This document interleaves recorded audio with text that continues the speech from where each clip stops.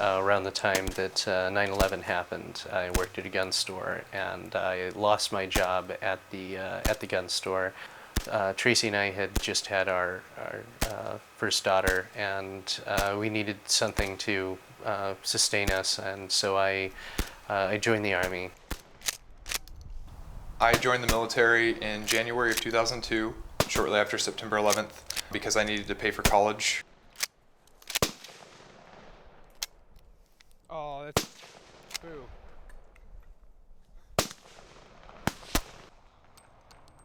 We figured we gotta shoot the snowman.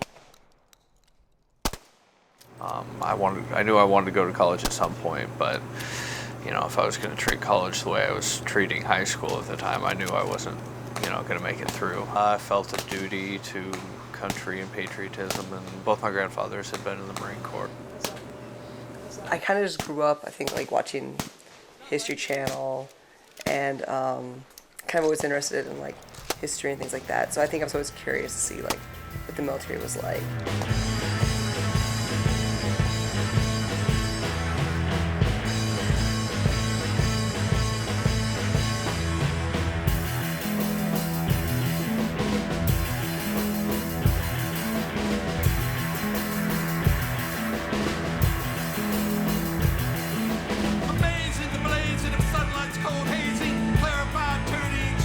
We spent most of the day having everything ready to go, and then drove up to the border and staged in the evening, and just kind of lined up ready to go, waiting. See, tanks and engineers were gonna blow holes in. So at the border, there's a huge berm, and then there's a huge pit, and then there's a huge berm, and then between Kuwait and Iraq, and so engineers were going to blow a hole through there and create a path for us, and so in the middle of the night they blew a hole through there and we drove through. Yeah, it's kind of weird to think about invading a country.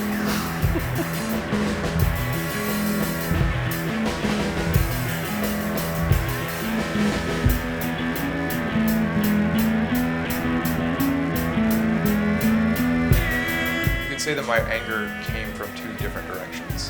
One was from the perspective of a soldier who felt like he'd been sent to war on a lie, or sent to war with very prematurely, and then seeing and knowing that like not only had my life been put on the line, like not only had you sent me to go die, not only had you sent me to to become cannon fodder, to like sit there every day and get mortared with nothing to do about it, but you'd also sent like all these other people that could have been people I went to school with, people that I had cared about, people that I had played sports with, all these folks, like you had sent them to die.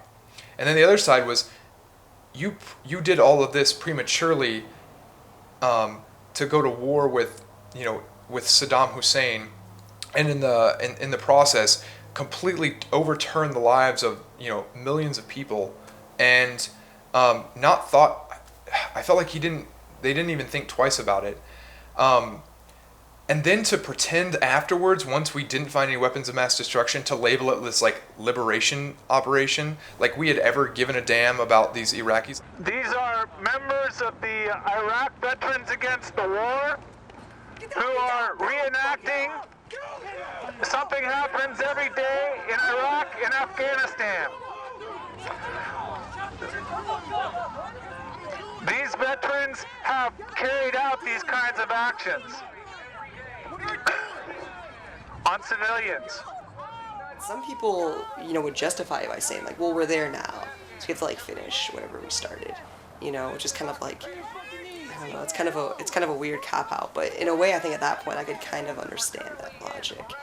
But eventually, when I was there, it's just I kind of started to realize where we were, like, speaking along, like, terms of history, like, whose side we were on, and, like, we weren't really liberating, like, occupied countries anymore.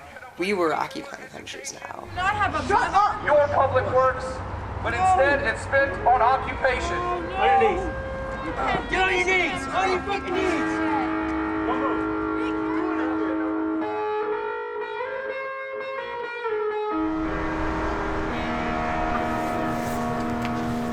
Thank you all so much for coming out and for supporting us. Really, without all of you here, we wouldn't be here. That was the day we started. Was the election of Obama, and you know it's been one of the hardest years for nonprofits probably in history. You know, especially anti-war things, because everyone's you know, bought into the whole you know, the wars are over and soldiers. You know, everyone's going to be coming back, but right here on the ground, what we've found is that that's not true. Soldiers are starting to filter back, wounded and just no longer capable of being soldiers. And this is going to happen throughout the year. We're going to start getting more soldiers. We're going to start seeing more demand for the services that we provide. So, you know, I really encourage you all to continue to support us. And you know, it's really great when people can write you know, big checks to help us out. But what we really need is for you all to become sustaining donors, and you can do so by filling out a sustaining donor form, which are oh yes, right here. So I strongly encourage everyone who is not already a sustaining donor to become a sustaining donor. Hi, I'm Alan Huck, and I'll keep this short. I've been coming to Coffee Strong for about 6 months.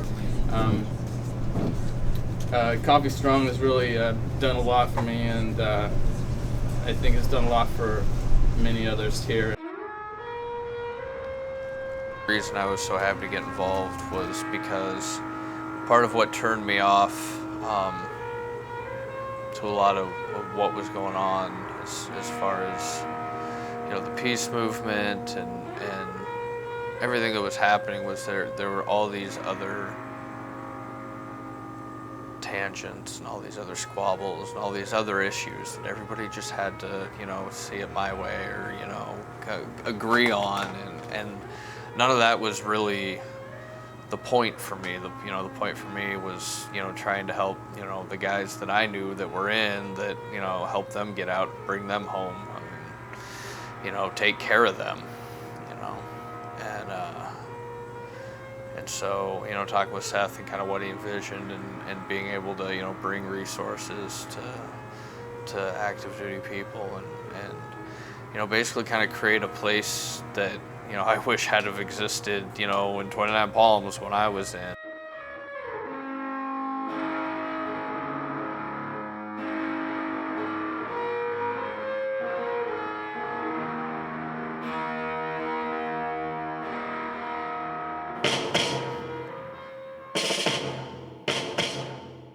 And then there I was, faced with this situation where guys every day were asking me to kill them. Why, I was out here at Fort Lewis organizing GIs against the war. You know, I was a veteran, you know, freshly out of prison, you know, was a GI resistor, and we were out there, the GI Alliance, it was called. We put out a paper called the Lewis McCord Free Press. You know, we did pretty well at organizing soldiers against the war. We had a little place called the GI Alliance Shack, which was about 100 yards from where Coffee Strong is today. And the first time I went down to Coffee Strong, I had tears because I was so happy. You know, we wanted in those days so much for there to be another generation to come behind us, and we passed the torch to them, you know. And we dreamed about that, and the generation didn't kind of happen there for a long time, you know. It was like we were waving our hand behind us, kind of waiting for somebody to take the torch, and they weren't doing it. And now I was down there, and there was Coffee Strong, and I was just tickled shitless. So there's a lot of people getting deployed. We got a lot of people that are getting stop lost. A lot of the services we provide, the links that we provide, be it GI rights counseling, which I believe myself, Josh, Michael, all of us, all the vets that staff the place have all been trained. And we do offer, you know, services as far as links to help with the VA and to help with some really great civilian organizations out there that are doing a lot of really good work between, you know, VFP, obviously, Veterans for Peace, you know, Soldiers Project Northwest offering free PTSD counseling to soldiers, you know, regardless, for as long as it takes to get them help. VetWow and Pack Parachute Just do a lot of work with military sexual trauma, which is, you know, one of the hidden horrors that we don't really hear about. Even being in the military, I never really heard about it. When you get out and you look at the statistics, it's really awful.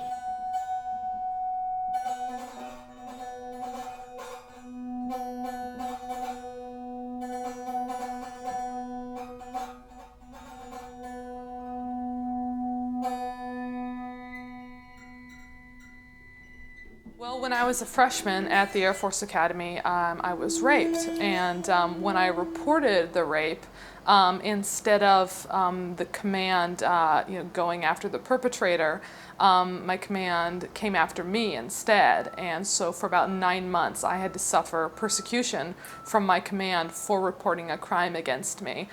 Being raped was excruciating, it was awful, but I had dozens and hundreds more nightmares about what my command was doing to me than what had actually happened when I was assaulted.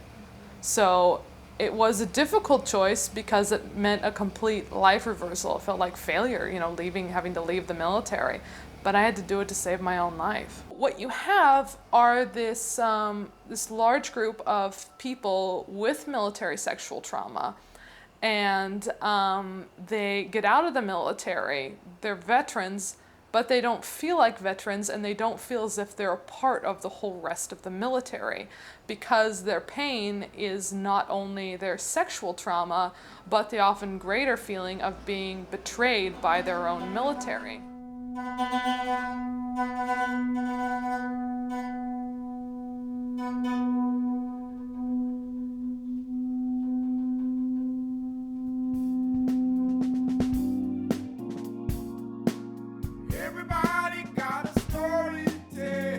It was like the first time I drove a car here in the United States after being in Iraq for quite some time. There was a car that was we were going over an overpass, and a car was trying to make a U-turn, and it kind of like went sideways in the road and stopped. And so of course I assumed that we were in some sort of ambush.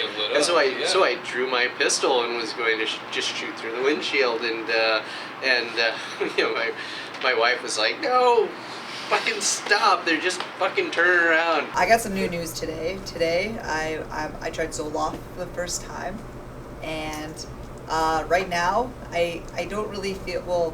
Actually, I don't really feel depressed right now. But it's only been 1 day, so I'm not depressed every single day.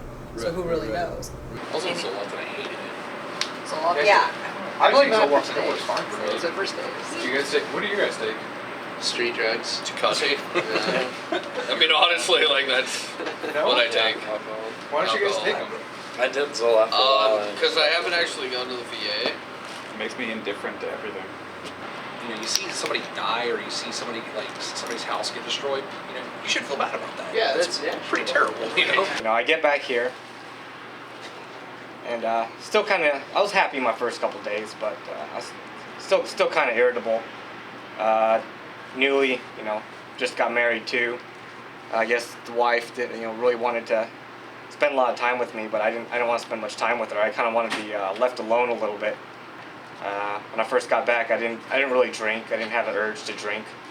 But after about 3 weeks of being back, I noticed I started drinking about almost every day. I didn't feel like I was a part of anything to be proud of, and them being proud of me, just made me feel so fucking terrible. And it was like the more that they were told me how happy they were to see me, the more they told me how proud they were of me, the more I just felt just shitty and wanted them to go away. And the more I just wanted to fucking drink more. And still, I mean, you know, I just thinking about those incidences with those people that we fucked up. That comes back to me, that shame, that depression. And that's not so much combat related. I experienced a roadside bomb, was shot at a few times. It was just the stupid shit that we did. Like a man coming up to me, begging me to help his family. He's just in tears, begging me, saying somebody's hurting his family. And I'm like, oh shit, I have to help this guy. And I'm told to send him away. And he's saying, no, you have to help me. And I just say, no, I can't help you. Get the hell out of here. And I send him away.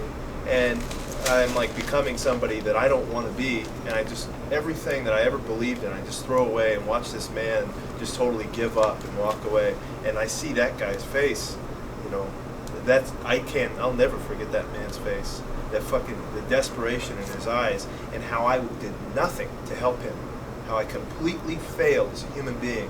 I was off active duty for almost 3 full years before I met another vet who openly admitted that they were like opposed to the war. And like I really can clearly remember the first time I met. Like I almost felt like my whole like world shift. I was like, whoa, there's another person out there that had a similar experience to me that like came to the similar conclusion. I had never even like considered that there might be. Like I just never heard of like. Coming here and like meeting folks here is like helped like redefine the way I tell my story. You know, it's like when people ask about being in the military, it was almost something like I just kind of like mumbled and stuttered and just kind of like looked at the ground and went different, you know, avoided it. But like now I tell my story from a whole different perspective. The Coffee Strong boys especially are really great at creating a veteran community for me because they're so young. We're all under the age of 30. This is what, you know, the new generation of our vets look like. You know, we have all these kids coming back from Iraq, Afghanistan, who are, I guess, unaffiliated so far, and they haven't started to network together, and this is the very beginning of it. And it's so great to be a part of that here, you know, in the Pacific Northwest.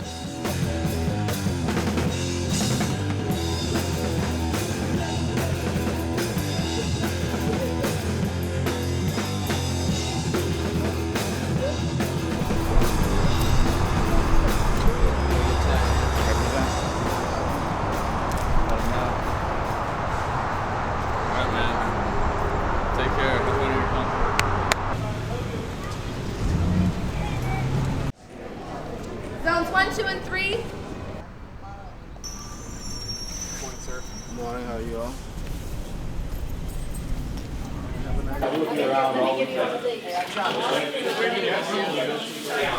I don't know what you guys want to do. We can either go check out DC. Go pee on the Constitution. Are you ready? 1, 2, do it, Josh, do it.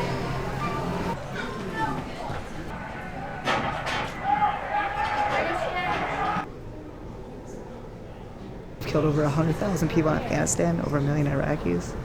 Makes the total amount pale in comparison. I think this is sort of an interesting dichotomy, right? So you've got a guy who's just like me or Josh who went to Iraq, right, and gets injured, and on his shoulder it says like death dealers, right, as if like the give and take that you see in war is like unjustified, like him being injured is unjustified, yet he's wearing like the death dealers and he's there to like bring death. So it's like an interesting dichotomy. I feel like I don't really feel sympathetic for the dude wearing death dealer on his arm getting wounded. It's actually good the fact that they put the death dealer thing on, I guess. You know, like, I'm surprised that made it into the museum because that's actually like a really common thing that I think like I forget about shit like that. You know what I mean? We used to have on our 50 cal shields. Yeah. Not my unit, but some of the other units on their so you have your 50 cal and then you have like a gunner shield. A lot of them will have like you'll see like skulls just like that, like or like one of the units I supported had like an Apache. They were called Apache Troop, and so like the Apache like feathers, like an Indian headdress, and then like a skull and stuff. And it's like really interesting when they like fly around with stuff like that. But they're like we're bringing them freedom, you know? It's like why won't they accept our fucking freedom? It's like when you walk around with symbols like that, what do you expect?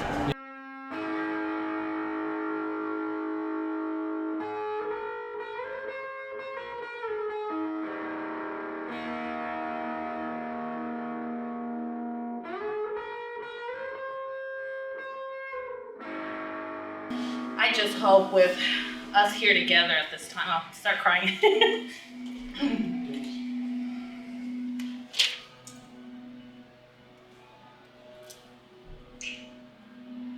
It's just good to be here with you guys that are doing so much and where we can work together to try to see and get the communities more involved and everybody working together so we can just do that much more. My name's Tom Palumbo. I'm in Norfolk representing Norfolk Off Base and appreciate the plug for the Catholic Worker. They were really an inspiration for me. They looked at the map and says, where do we need to have a place of resistance? And so for the last 17 years, they feed the homeless 3 days a week, of which in Norfolk, 40% of the homeless on the streets are veterans. And that number is increasing. The breakfast lines are getting longer every day. The idea of setting up Norfolk Off Base is talking everybody else, much respect to anybody involved in this movement, because organizing in a military town is unlike anything else. And I heard that from Luke Plummer and Chuck Fager down at Fort Bragg. And what that means, we're surrounded by 14 military bases in a 50-mile radius. The troops are our friends and neighbors, sons and daughters, fathers and mothers. So how do we, be a president, respectful, but at the same time saying, offering them the information and giving them the facts they need to make a responsible decision. Lydia, is this the first chance to build a national network of coffee houses? We've spoken on the phone, a little bit, but we've never been in the same room together. And so today, the next hour and a half, and then informally, this is the opportunity. Some soldiers already have a bad taste in their mouth when they're driving by, because their commanders said these terrorists are going to have a rally outside the base. But most soldiers see the signs and see that they're not threatening. And we try to make everything not threatening, not about the war, but more about their interests. And that way we can that seems to bring in a lot more soldiers. We've had women come in. They stay for a little while and then they leave. And we've helped a couple of them get, they wouldn't, the doctors wouldn't diagnose them, and so we helped them get into the warrior transition unit and stuff. But I noticed that they wouldn't come back. And so I had a female vet from Austin, and she served in Desert Storm. And I asked her, I said, how can I do outreach to the women? I mean, it's almost like we have a lot of women, of course, in Fort Hood. It's such a big base, but it's almost like they're invisible. I was like, I had been there for so many years, and I didn't even realize until someone asked me, and I'm like, oh God, and even as a female, I see past them. It was like really shocking to me that, I came to that conclusion. And so I was like, how do we do outreach? And she's like, the thing is, because of the sexual harassment, the deployments, it's just so difficult. She goes, you will never get women in here. She's like, because there's so many men. And so she's like, if I was you, she's like, make a day for women. What do you guys see your role as with the IVAW? Mentors, helpers, aides, friends, fundraisers, uncles, brothers, anything we can do to help them not to go through a lot what we went through. Right. That's a huge piece of it. That's probably the greater piece of it. But also, I'm learning from these young men, young women. They're growing so much faster than we did. Around issues of oppression like sexism and racism and things like that. From the get-go, they were talking about those things. And we were talking about in this war now, and we were sexist. Our generation was. They come back. These young people are so much. Well, first of all, they're better educated, so much more mature, so much more aware of their surroundings than we were. We were just a bunch of. We had no idea what to do when we came back from Vietnam. We were lost souls, and these guys seem to have a lot going for them. It's amazing how mature they are. When I came back, all I did was alcohol and drugs and alcohol and drugs and alcohol and drugs. And just see these young men and women, it's just amazing to me.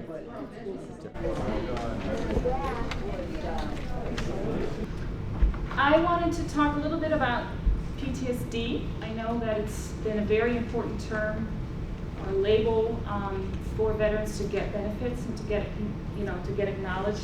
Before I joined, I was perfect in health, mental, physical, everything. And then after I got back, suddenly I have PTSD and all these other problems. And then all of a sudden, I have schizoaffective disorder. Is there a link between what they call PTSD and something like schizoaffective disorder? There is something that if you were predisposed for certain mental illnesses before they, like genetically, for example, they may never have come out had you not had a situation where you were under extreme stress. I also find that the people with the worst trauma problems are usually people who already had trauma before they went into the military. There's a lot of young people who have gone in because they wanted to flee something else, or they didn't know what they wanted to do, or they had a bad home situation, or they didn't feel accepted in school. Or Well, that's some people. Some. Yeah, because I'm the other. I didn't have any issues growing up as a kid, and I've got some severe fucked up shit going on. And yeah, that kind of talk scares me, because then it starts to get to that point of, oh, this veteran was already messed up. It must be something from previous. So that kind of language that you just used kind of freaks me the fuck out, frankly. How you doing, man? This is a note that we didn't even know existed until 11 months after, when the state police returned it to us. But the state police found it at the door of our cellar. It must have blown off a chair. And it was a note that please don't look. Just call the police. I love you, Jeff. And I never saw it. I went through the house that afternoon when I got home looking, and then I came upon the open cellar door, and that's when I saw a shrine that had been built by Jeff of family pictures, even including our family dog. And I went downstairs to look at it, and the pictures had blood on it. And then I saw Jeff from the corner of my eye. That was never told to us because of the HIPAA laws. So he was released without us being made aware, even though we were his support system, that this is what was occurring with him, within him. And what's very important to note, the VA refused to assess Jeff for PTSD. They said that he was going to have to be sober and drug-free, even from medications, for a period of 3 to 6 months, which to me made no sense. And I think we put up this memorial because it gives you an idea of who Jeff was. It's not just a name. It's a person. It was a young man, and it shows the struggles that he went through and the pain that he went through. And it also shows what he was as a little boy. It gives you a feel of who he was for the short time that he was on this earth.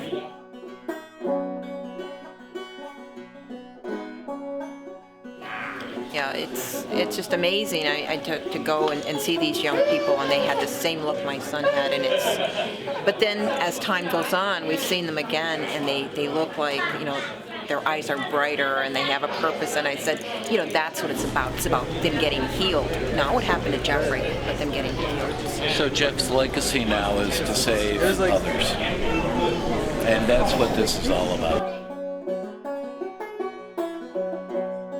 Coffee Strong came out really good during the convention.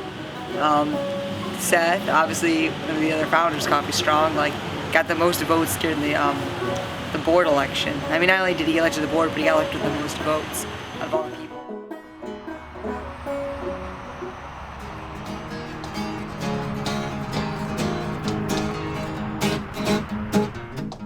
Yeah, some Cocoa Puffs and a Dr. Pepper. Lucky Charms made me feel better, but the bone sticking out my back required some further treatment. He pointed me to an old machine, says the internet somewhere on that thing. I should look up a doctor and find myself a cure. Well, poking around on the internet, I found me the Google I was looking to get, and I began to patiently describe my symptoms. But just when I began to type, well, a pop-up window ruined my sight. It was the government asking if I wanted to please my wife by extending my deployment.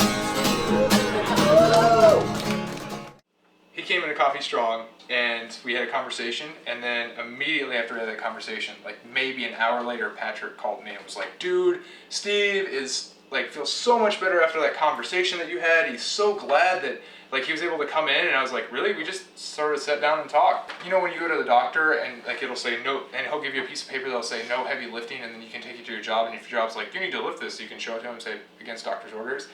The military is a very official way of doing this, and it's called a profile. And profile can be physical or mental. And so he got a profile for mental that basically said you can't deploy. And then he just had his extended by his psychiatrist. And then he just recently found out that they wanted to override that. They wanted to send it up to a 2-star general to override his psychological profile. But of course, the whole shooting that just happened at Fort Hood occurred on the same day that they stated that they wanted to, which I find very ironic. That day that they said that, Major Hassan shot up those soldiers, and he's a psychiatrist, and he had said he didn't want to go to Iraq. So it's sort of weird that this happened on the same day. So that's essentially Steve's story. Say they overrode his profile, and he was like, "Screw this, I'm not going to go." I would 100% support him. I'd be behind him, but I'd never try to coerce him or talk to him. Like, I'd never suggest to him, like, dude, just don't go, like, because that's not my place. I see my place as just like what Coffee Strong's supposed to be there for. Like, we're not supposed to tell them, like, you need to go AWOL. We're supposed to say, if you want to go AWOL, we will help you find resources. If you want help with legal issues, we'll help you with that. And that's like our place. I would have refused to go to Iraq if they would have overridden my profile. So the doctor that I was going to is at SRS, and this is something that so there's a branch lawyer for the Northwest area that sees over all the medical boards to make sure that soldiers aren't getting screwed out of money or whatever, they're not getting warrant out pulled on them. And I met him at actually Coffee Strong. I bumped into the guy, and he literally said that the majority of the doctors at SRS are quacks, and the one that's medboarding me is one of the only reliable ones. And here's where I began to get really annoyed, and why I wanted to actually talk to you, is because I'm the guy's last medboard now.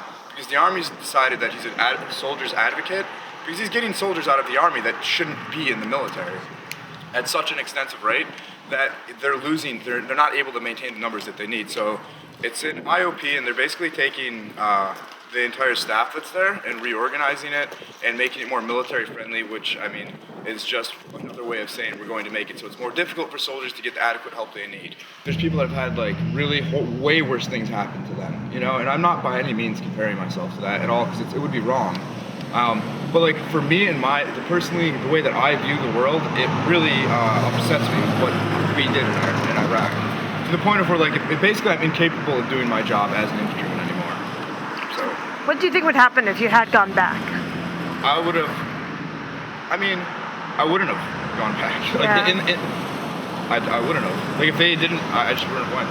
And if I were to go and then somehow realize this when I was there, I would just simply refuse to use my rifle. I still feel absolutely awful about Iraq. Like,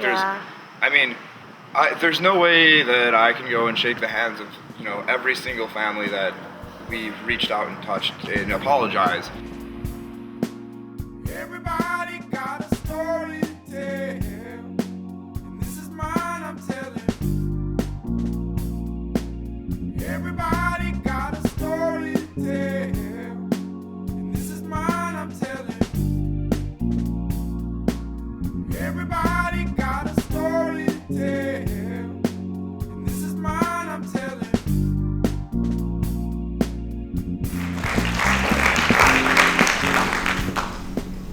Well, first of all, thanks everyone very much for coming out tonight, and thanks to the organizers and IVAW and Coffee Strong and Amnesty International. It's really good to be here, and I am especially happy that Amnesty International is part of this, and especially because they have designated Sergeant Travis Bishop as a prisoner of conscience, as he and everyone who are resisting both of these illegal, immoral occupations and then have to do jail time because of it certainly are prisoners of conscience. Surpassed only by average Iraqis and people in Afghanistan, members of the U.S. military who have been deployed to both occupations are paying the highest price for these occupations, both while they are there as well as when they come back home.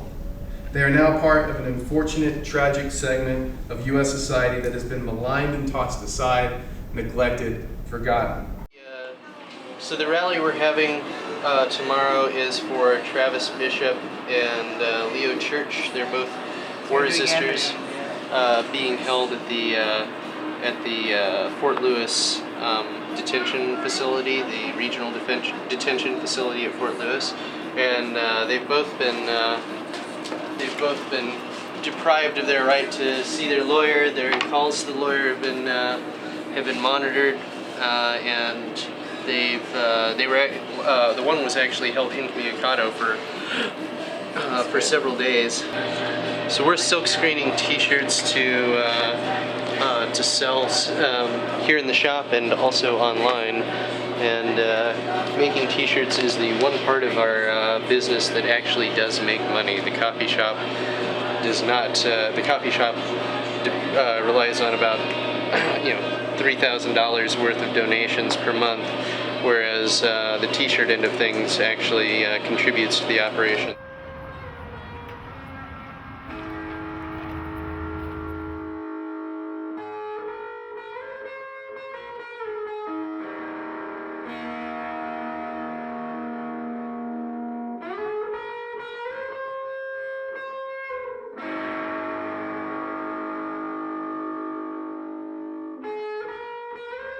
My name is James M. Branham. I'm the lead civilian defense counsel for Travis Bishop and Leo Church. The reason we're here today is really twofold. One is to protest the fact that these guys are in jail at all.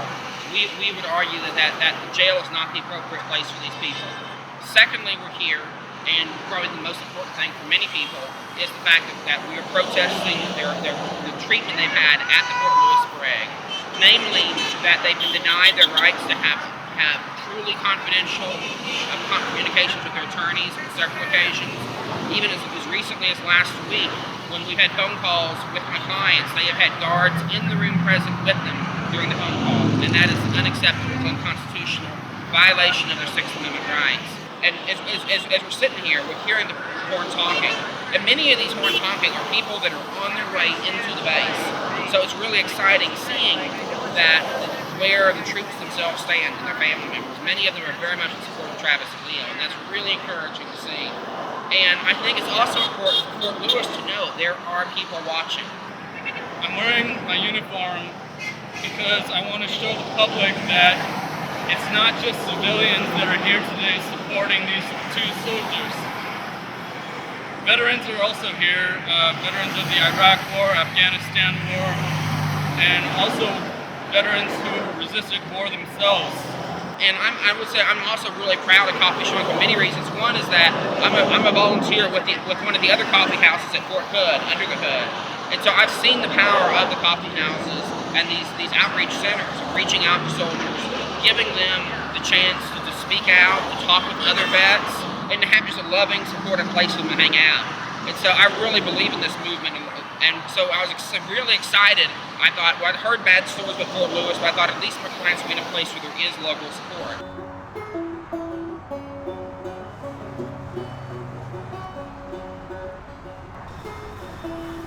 We're going to be picking up Leo Church from the gas station down across from the DuPont exit of Fort Lewis. My name is Haskell Leo Church, and I was a E1, 11 Bravo Infantry. I enlisted in October 2005. I wanted to travel the world, but ended up going right back to Texas. So that didn't work out too good. First time I went AWOL is because I had my kids with me, and my pay was stopped. I lost the place that I was with because the person that I was with left, and I was serving Article 15, so I had extra duty from 6 in the morning until midnight, and I guess she couldn't handle my kids, so she just left, and I had my kids there. I had no way to pay the rent no more because I wasn't getting paid no more, so I went to my chain of command to ask for help, and they told me, well, just move your kids into the barracks room until we get it taken care of. It'll probably be a couple months until we get you paid again. So that's originally why I left, take my kids back home. I got them in school and everything, and then I got picked up. Yeah, you know, they sell it to you as being a good opportunity to take care of your family, and obviously that didn't. They don't care about it. They say they're all about family. The college fund, because I'm BCD. I don't get no benefits or nothing. I'm supposed to have health care when I get out here until my 214 comes in. Other than that, they can keep it. I don't want nothing to do with the military. Except the only thing I want to do with the military is I want to try to help other people to see what it's like. Things that you learn in the military don't necessarily transfer over to civilian jobs the way that the recruiters tell you they will. And so, I myself am working as a security guard here at a low-rent hotel in downtown Tacoma. One of the things that we want to do is we want to provide transitional jobs and actually permanent jobs for soldiers, and opportunities to teach veterans and soldiers skills that they can really use in the outside world that aren't all shooting and killing, because there are some job opportunities for that, through Blackwater Armor Group and companies like that, but they're far and few between, and they're generally not things that many veterans can handle once they get out. So I'm in there, all the drunks are there, and these are big, huge guys, and I'm a big guy, but Yeah. So they're like, hey, what are you in for, skinny? And I was like, here, because I refuse to go to Afghanistan. They're like, you what? And the guy's like, all right, guys, let's go back in your cells. Afghanistan is not Iraq. We heard so many horror stories from Afghanistan. The fighting is just severe, and I go from, hey man, we're gonna, be chill all day and eat at Taco Bell and play video games, to I could die here, and I could kill someone here, and I want to make sure that my Creator is right with me. So I start reading my Bible and I start trying to reconnect in my personal relationship with Jesus. And am I going to make mistakes as a Christian? Yeah. I'm going to drink, I'm going to smoke, I'm going to do other things that normal people do, but it's a very easy decision not to kill someone. I meet up with two of my friends who I told how I was feeling, and they said, it sounds like conscientious objection. I said, well, that's something from Vietnam. That's just some archaic thing. That's not around anymore. And they said, no, it is, but we don't know much about it, so we're going to put you in touch with James Branham. And he'll be able to explain to you what conscientious objection is, because he deals with COs and war resistors. Because, when they asked me, hey, maybe you shouldn't go, I was like, whoa, hey, you can't be talking that sedition. You can't be saying stuff like that. I'm not going to be a war resistor. The day that I was set to deploy was the day that I decided to go AWOL. And I made the decision because I knew that I was a CO, but I wanted the Army to recognize me as one.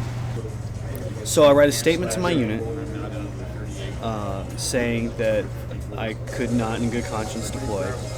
And I fill out the CO application. And I start networking with the people under the hood. And 7 days later, I turn myself back in. It literally has been the hardest decision of my life. It's also been the easiest. It's really weird. It's very easy for me to say I'm not going to go and I'm not going to kill anyone. It's very hard to let my best friend go in my stead. It's very hard to let my patriotic family know that I feel this way. And it's very hard to let the rest of the world know that I feel this way after years of not feeling this way.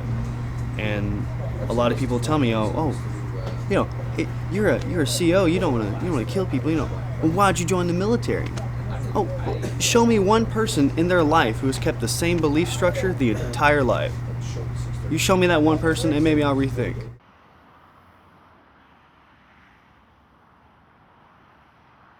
The people that work there are awesome. I like that place a lot. And it's also like a really good chance for soldiers that don't, I have a buddy that had no idea that there was actually soldiers that did this. I was like, hey, you want to go here? And he was really depressed. And he was like, no, it's a coffee shop, right? I was like, no, man, it's actually cool, because I was talking to him and he's like, I feel worthless and I don't feel like there's no way for me to express how I feel about what happened in Iraq. I was like, dude, yeah, there is, totally. And so I brought him there, and at the end of it, he was really thankful. He's like, you know what, you just gave me hope in something. So not only are these people actually actively doing something in opposition of Iraq and Afghanistan, but they're also in a sense possibly saving other soldiers' lives by showing them that they don't have to wallow in misery and be alone with it all the time, that there's multiple people out there that really do care.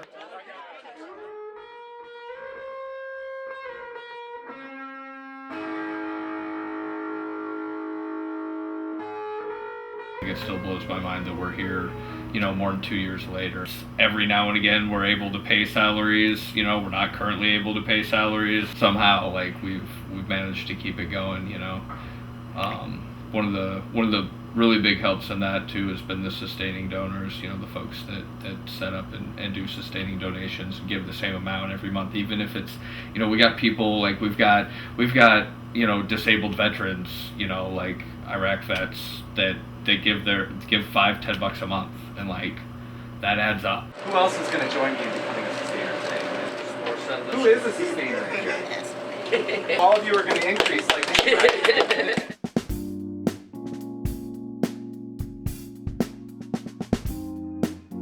I'm in a master's in teaching program right now.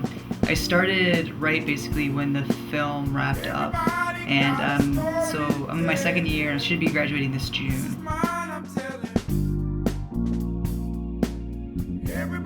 Hopefully, I can actually be someone who makes a positive impact on children's lives. And even, if anything, if I have students who are thinking about joining the military, at least try to give them a straightforward answer.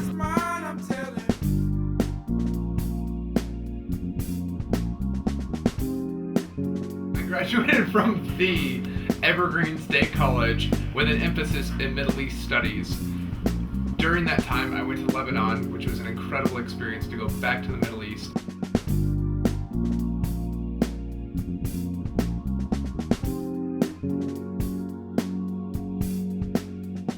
I would love to be a professor. That would be incredible to be able to touch young minds. That's important to me. Just like Josh and some of my other friends who are becoming teachers or thinking about becoming teachers. But honestly, if anything, I want to change the world. I want to be with these guys every single day, doing what we can to end war, end capitalist exploitation, change the way society is structured. That's what I want to do. When I first got involved with this project, I was in a place in my life where I very literally had no idea what I wanted to do. I was going to be graduating college, and I said, I don't know what I want to do with the rest of my life, and I'm okay with that. And I just had just found, Seth and Josh and Alex, in this project, and I've been involved ever since. And I guess I'm kind of, one of the things I've learned in doing this is that this is a viable option as far as doing this kind of work, as far as doing nonprofit work, as far as doing community organizing work, as far as doing this kind of work. That is actually something that I can do. So in theory, I'd like to go to a master's in teaching program, teach high school. That being said, realistically, I don't know where I'll be in 5 years. Everybody got a story to tell, and this is mine, I'm telling. Lots changed since the filming began. I'm no longer living with Tracy. Tracy now lives in Seattle, and I live here at the house with the girls. I'm not working at Coffee Strong anymore. I'm actually starting a new organization, the Organization for Military Accountability, and going to try to address issues of abuse, neglect, and wrongful punishment, and just human rights violations in the media.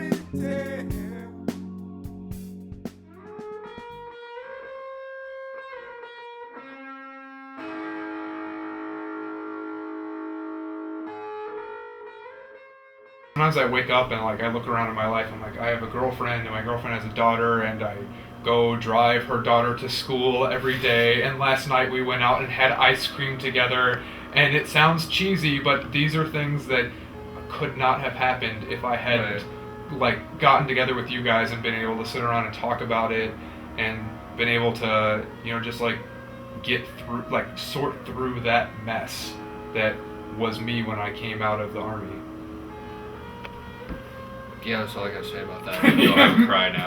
Me too. Yeah, I know. That was pretty. That's pretty.